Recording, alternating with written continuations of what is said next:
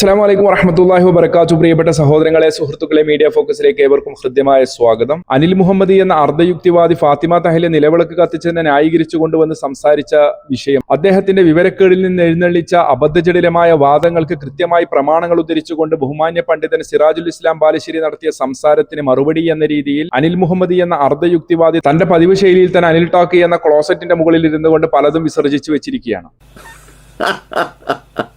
പറയപ്പെട്ട വിഷയത്തിൽ അനിൽ മുഹമ്മദിന്റെ അബദ്ധജടിലമായ വാദങ്ങൾക്ക് കൃത്യമായി പ്രമാണങ്ങൾ ഉദ്ധരിച്ചുകൊണ്ട് ബഹുമാന്യ പണ്ഡിതൻ സിറാജുൽ ഇസ്ലാം ബാലുശ്ശേരി നടത്തിയ സംസാരത്തെ ഗണ്ണിക്കാൻ വേണ്ടിയുള്ള കെൽപ്പില്ലാത്തത് കൊണ്ട് തന്നെ ആ വീഡിയോ പോലും കേൾക്കാതെ അതിന്റെ തമ്പനയിൽ മാത്രം നോക്കി അതിന് മറുപടി എന്ന രീതിയിൽ മറുപടി നടത്തിക്കൊണ്ട് പൊട്ടത്തരം വിളിച്ചു പറയുകയാണ് ഇവിടെ അനിൽ മുഹമ്മദ്. അതിലേക്ക് കടക്കുന്നതിന് മുമ്പ് അനിൽ മുഹമ്മദിന്റെ തമ്പനയിൽ നമുക്കൊന്ന് വായിക്കാം. ബാലുശ്ശേരി മുജാഹിദുമാർക്കിടയിൽ അനിൽ മുഹമ്മദ്മാർ ഒന്ന് ജീവിച്ചു പോട്ടെ പൊന്നാര ഉസ്താദെ, അറിവാളികൾക്ക് അറിവില്ലാത്തവന്റെ മറുപടി, അറിവില്ലാത്തവനെന്ന് സ്വയം സമ്മതിച്ചുകൊണ്ട് തമ്പനയിൽ പോലും എഴുതി വെച്ചിരിക്കുകയാണ്.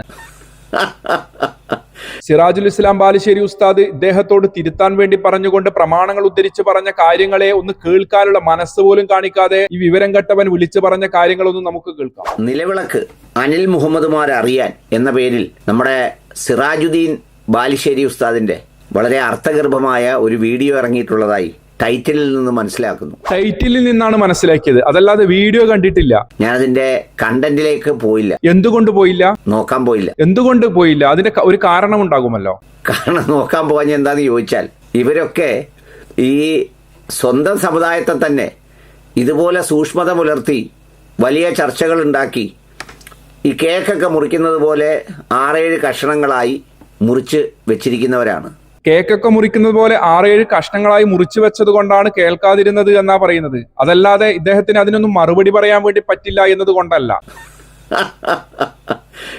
ഇവരുടെയൊക്കെ അനുപമമായ സംഭാവന അത്രത്തോളം വളരെ വലുതാണ്. ആദർശപരമായ വിഷയങ്ങളിൽ അഭിപ്രായ വ്യത്യാസങ്ങൾ ഉണ്ടാകുന്നത് ഇന്നും ഇന്നലെയും തുടങ്ങിയതല്ല അനിൽ മുഹമ്മദ്. അത് കാലങ്ങൾക്ക് മുമ്പേ ഉള്ളതാണ്. അതൊക്കെ സഹാബാക്കളുടെ കാലഘട്ടം മുതൽ തന്നെ കേൾക്കാൻ തുടങ്ങിയതാണ്. പല വിഷയങ്ങളിലും അഭിപ്രായ വ്യത്യാസങ്ങൾ ഉണ്ടാകുന്നത് സ്വാഭാവികമായും അത്തരം കാര്യങ്ങളിൽ ചേരിതിരിവുകൾ ഉണ്ടായിട്ടുമുണ്ട്. ഇനി ഇവർക്ക് ഈ സമൂഹത്തിൽ കൂടി ഇത്തരം ചില കാര്യങ്ങൾ ഉണ്ടാക്കി ഈ സമൂഹത്തെ കേക്ക് മുറിച്ചു വെക്കുന്നത് പോലെ ഒന്ന് മുറിച്ചു വെക്കേണ്ടത് അനിവാര്യമായ ഒരു ആഗ്രഹമായി അതിങ്ങനെ കൊണ്ടു നടക്കുന്ന ആളുകളാണ്. അനിലെണ്ണ ഇസ്ലാം മതം എന്ന് പറയുന്നത് തന്നിഷ്ടപ്രകാരം ചെയ്യാനുള്ള ഒന്നല്ല. അതൊക്കെ കൃത്യമായി പ്രമാണങ്ങളുടെ വെളിച്ചത്തിൽ മനസ്സിലാക്കുകയും അതനുസരിച്ച് പ്രവർത്തിക്കുകയും ജീവിക്കുകയും ചെയ്യേണ്ടതാണ്. അല്ലദീ ഖലഖൽ മൗത വൽ ഹയാത ലിയബ്ലുവക്കും അയ്യുക്കും അഹ്സനു അമല എന്ന് ഖുർആൻ പഠിപ്പിച്ചത് വെറുതെയല്ല. ജീവിതവും മരണവും അള്ളാഹു സംവിധാനിച്ചത് തന്നിഷ്ടപ്രകാരം തോന്നിയതുപോലെ ജീവിക്കാൻ വേണ്ടിയല്ല. താങ്കൾ അങ്ങനെയാണോ മനസ്സിലാക്കിയിട്ടുള്ളത്? വമാ ഖലഖതുൽ ജിന്ന വൽ ഇൻസ ഇല്ലാ ലിയഅബ്ദുൻ. ജിന്നുകളെയും മനുഷ്യനെയും അള്ളാഹു സൃഷ്ടിച്ചത് അവനെ ആരാധിക്കുവാൻ വേണ്ടിയാണ്, അതല്ലാതെ ബഹുദൈവാരാധന നടത്തുവാനും അതുമായി ബന്ധപ്പെട്ട വിശ്വാസങ്ങളിലും കർമ്മങ്ങളിലുമൊക്കെ ഇഴകിച്ചേരുവാനൊന്നും ഇസ്ലാം കൽപ്പിച്ചു തന്നിട്ടില്ല.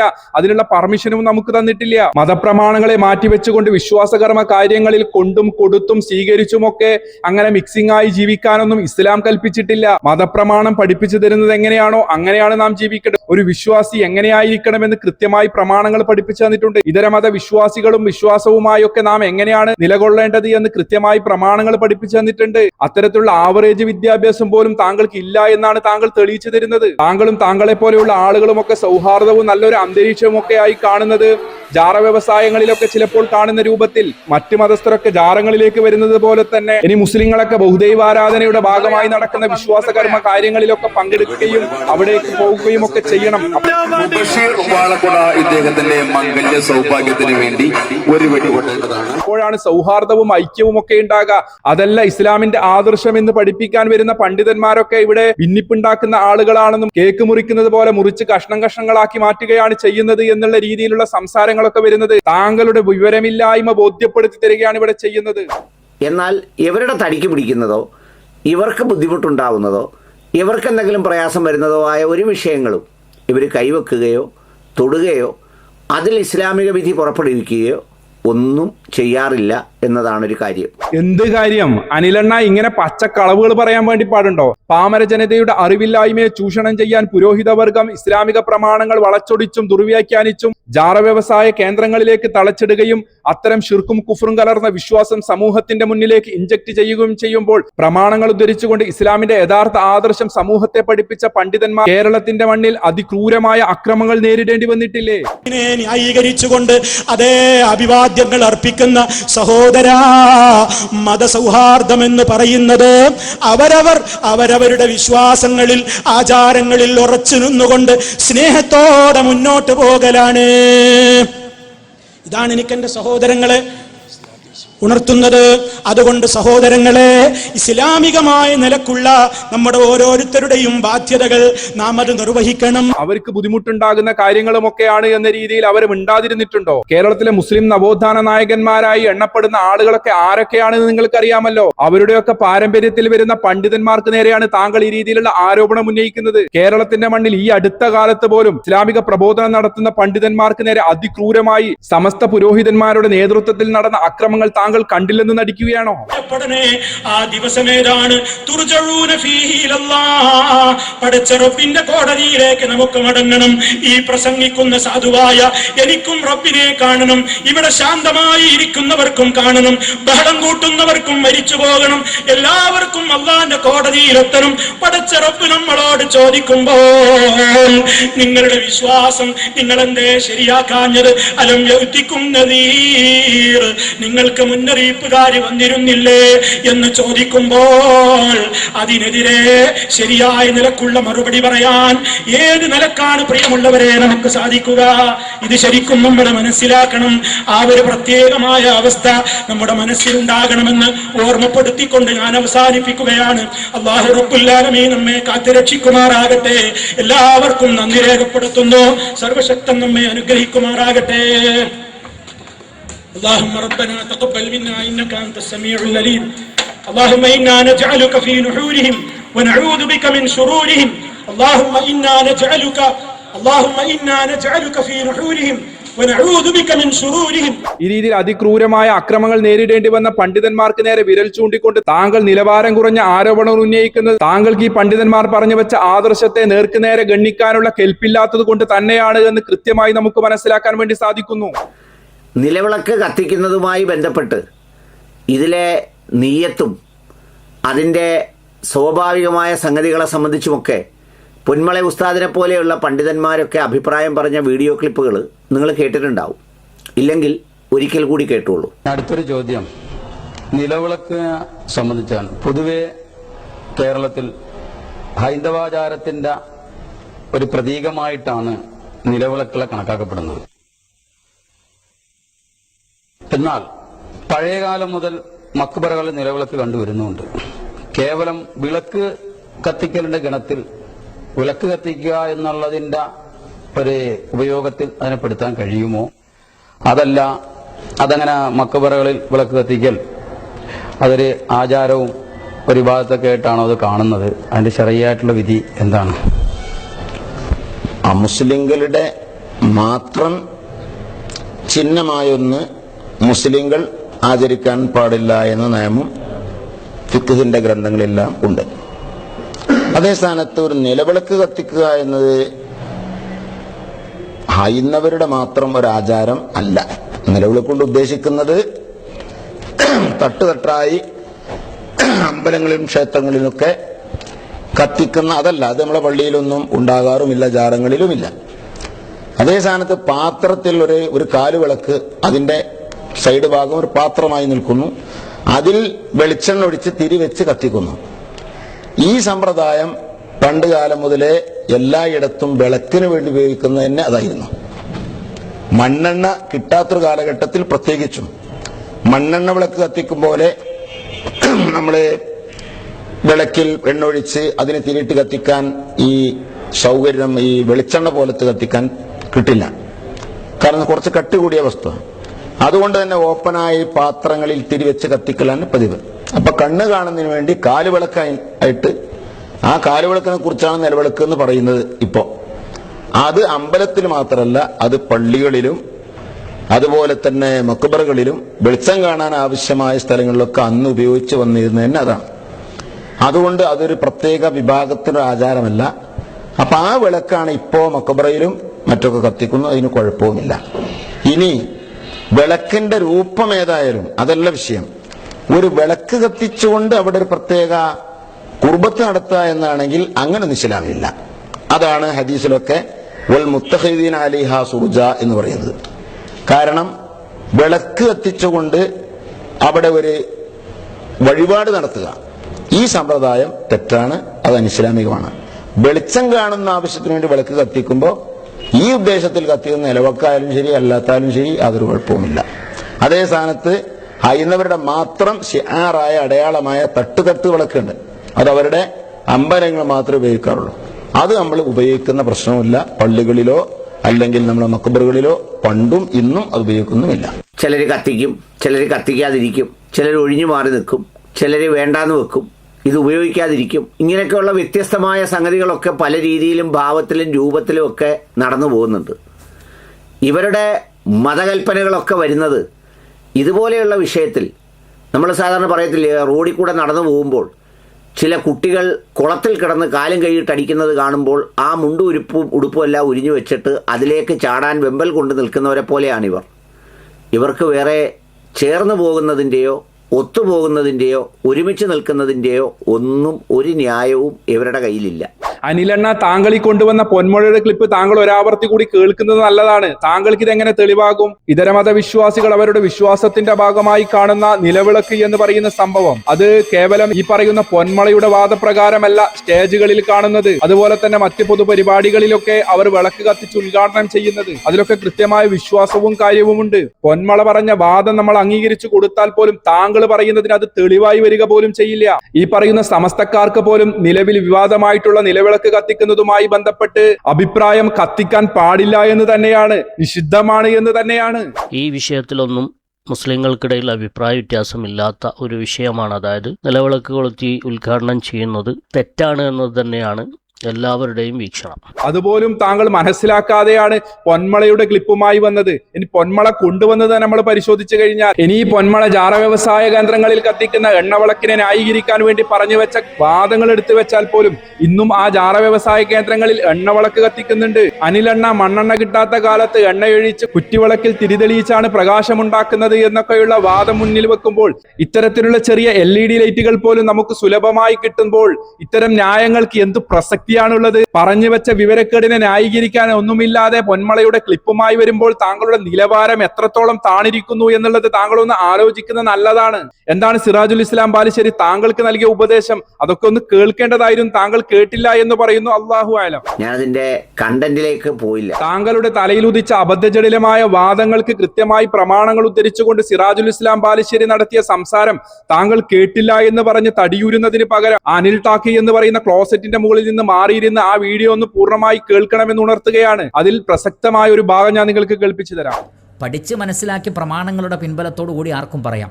എന്നാൽ അങ്ങനെയല്ലാതെ ഞാൻ മനസ്സിലാക്കുന്നത് അങ്ങനെയാണ്, ഇതാണ് എൻ്റെ ബോധ്യം, അല്ലെങ്കിൽ ഇതെന്താണ് അങ്ങനെയെന്ന് എനിക്ക് മനസ്സിലാവുന്നില്ല എന്ന വാക്കുകളെ നമ്മൾ ഒരിക്കലും പ്രമാണമാക്കരുത്.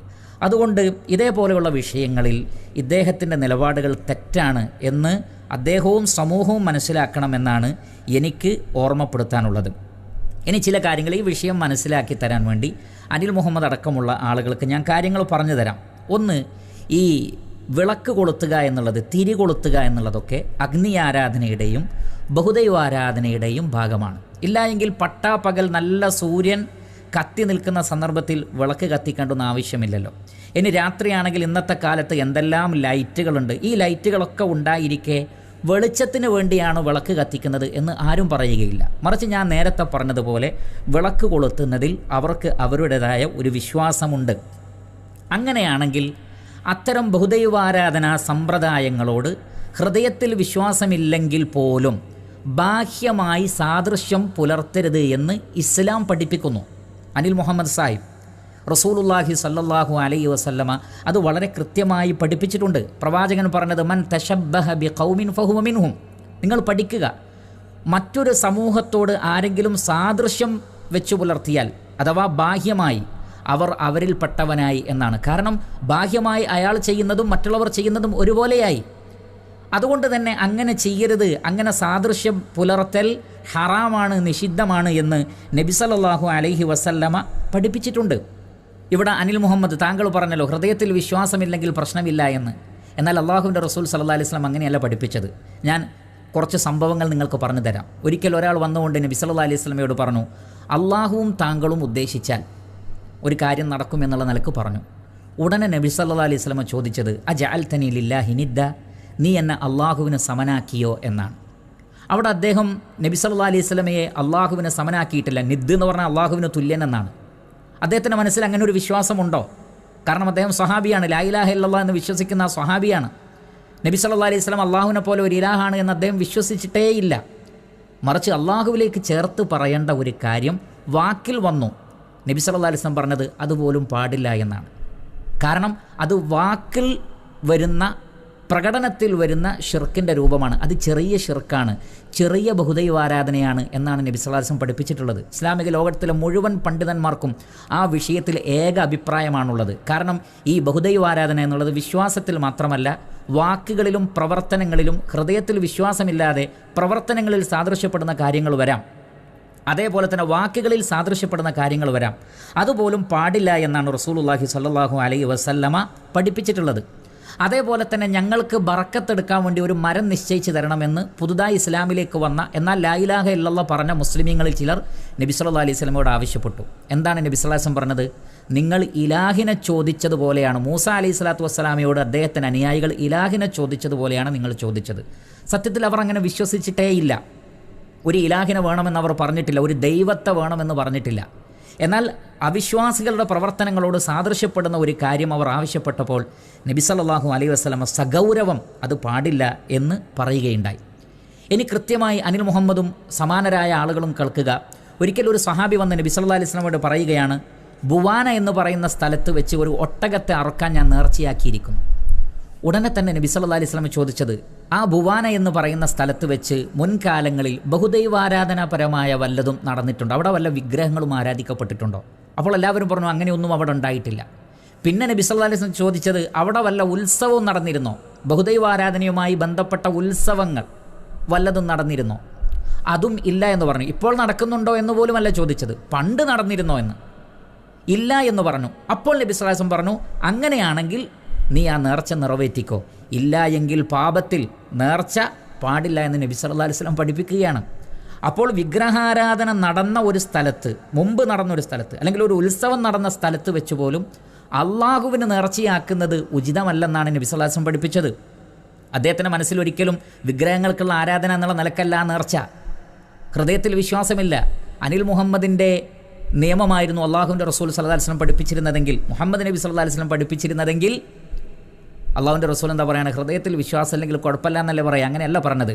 കാരണം ബാഹ്യമായി അവരോട് സാദൃശ്യപ്പെടുന്ന പ്രവർത്തനങ്ങൾ ഉണ്ടായാൽ അത് അപകടമാണ്, അത് പിന്നീട് ഒരു ഫിത്നയിലേക്ക് നയിക്കുമെന്നതുകൊണ്ട് ഇസ്ലാം അത്തരത്തിലുള്ള കാര്യങ്ങളെ ഹറാമാക്കിയിട്ടുണ്ട്, നിഷിദ്ധമാക്കിയിട്ടുണ്ട്. സിറാജുൽ ഇസ്ലാം ഉസ്താദിന്റെ സംസാരം നിങ്ങൾ കേട്ടല്ലോ, എത്ര കൃത്യമായാണ് അദ്ദേഹം കാര്യങ്ങൾ പറഞ്ഞു തന്നത്. അതിന്റെ പൂർണ്ണഭാഗം കേൾക്കാൻ വേണ്ടി അതിന്റെ ലിങ്ക് ഞാൻ കമന്റ് ബോക്സിൽ പിൻ ചെയ്ത് വെക്കുന്നുണ്ട്. എല്ലാവരും അതൊന്ന് കേൾക്കേണ്ടതാണ്. കൃത്യമായി വിഷയങ്ങൾ മനസ്സിലാക്കാൻ വേണ്ടി സാധിക്കും. ഇവിടെ അനിൽ മുഹമ്മദ് എന്ന അർദ്ധയുക്തിവാദി പറഞ്ഞു വെച്ച വിവരക്കേടുകൾക്ക് കൃത്യമായി പ്രമാണങ്ങൾ ഉദ്ധരിച്ചുകൊണ്ടാണ് ബഹുമാന്യ പണ്ഡിതൻ സിറാജുൽ ഇസ്ലാം ബാലുശ്ശേരി സംസാരിച്ചിട്ടുള്ളത്. അതിന് മറുപടി പറയാൻ പറ്റാതെ സൈക്കോയെ പോലെ ഞാൻ ആ വീഡിയോ ഒന്നും കണ്ടിട്ടില്ല എന്ന് പറഞ്ഞ് പൊന്മഴയുടെ ക്ലിപ്പ് എവിടെയൊക്കെ പോയി തപ്പിപ്പിടിച്ച് കൊണ്ടുവന്ന് അതിൽ സമാധാനം കണ്ടെത്തി തൽക്കാലം രക്ഷപ്പെടാമെന്നുള്ള ചിന്തയാണ് താങ്കൾക്കുള്ളത് എങ്കിൽ താങ്കൾ മനസ്സിലാക്കേണ്ടത് ഇത് ഇസ്ലാം മതമാണ് എന്നുള്ള ചിന്തയെങ്കിലും അനിൽ മുഹമ്മദിന് ഉണ്ടാകേണ്ടതായിരുന്നു. ഇവരുടെ കയ്യിലില്ലെന്ന് മാത്രമല്ല, ഇവരുടെ തടിക്ക് പിടിക്കുന്നതിലൊന്നും ഇവർ തൊടാറുമില്ല. ഞാൻ എപ്പോഴും ചോദിക്കാറുള്ള കാര്യമാണ്. ഇപ്പം ഇതുപോലെ തന്നെ ഇവരുടെ അഭിപ്രായത്തിൽ വലിയ ഖബറാരാധനയുടെ ഭാഗമാണ് മരണപ്പെട്ട് കിടക്കുന്നവരുടെ ആ ഖബറിൻ്റെ അടുത്തിരുന്ന് ഖുർആൻ ഒച്ചത്തിൽ ഓതുക എന്നൊക്കെ പറയുന്നത് ഒരിക്കലും വേണ്ടാത്തൊരു കാര്യമാണ്. അത് നാട്ടിലെവിടെങ്കിലും നടന്നാൽ അവർ ഭയങ്കര ഒച്ചയുണ്ടാക്കും, ബഹളം ഉണ്ടാക്കും. പക്ഷേ ദുബൈയിലെ ഷേഖ് സായിദ് മസ്ജിദിൽ അത് ചെയ്താൽ അവർ മുണ്ടൂല്ല. അനിലെണ്ണ കേരളത്തിന് പുറത്ത് പലതും നടക്കുന്നുണ്ട്. അതിനെക്കുറിച്ചൊന്നും കേരളത്തിലിരുന്ന് കേരളത്തിലെ പണ്ഡിതന്മാർ സംസാരിക്കാറില്ല. അവിടെയുള്ള പണ്ഡിതന്മാർ സംസാരിക്കും എന്നതുപോലെ തന്നെയാണ് മറ്റ് സ്ഥലങ്ങളിലും. അതുകൊണ്ട് അനിലെണ്ണ എന്തെങ്കിലും പറഞ്ഞ് സമാധാനം കണ്ടെത്തുന്നതിന് മുമ്പ് ഒന്ന് ആലോചിക്ക്. കേരളത്തിലെ മതപണ്ഡിതന്മാർ കേരള സമൂഹത്തിനിടയിൽ നടക്കുന്ന ശിർക്കും കുഫ്രിനുമെതിരെ അവരിൽ നിന്നുള്ള അക്രമങ്ങളും പ്രയാസങ്ങളും ബുദ്ധിമുട്ടുകളും ഒക്കെ അനുഭവിച്ചിട്ട് തന്നെയാണ് കാര്യങ്ങളൊക്കെ സമൂഹത്തിന്റെ മുന്നിൽ പറയുന്നത്.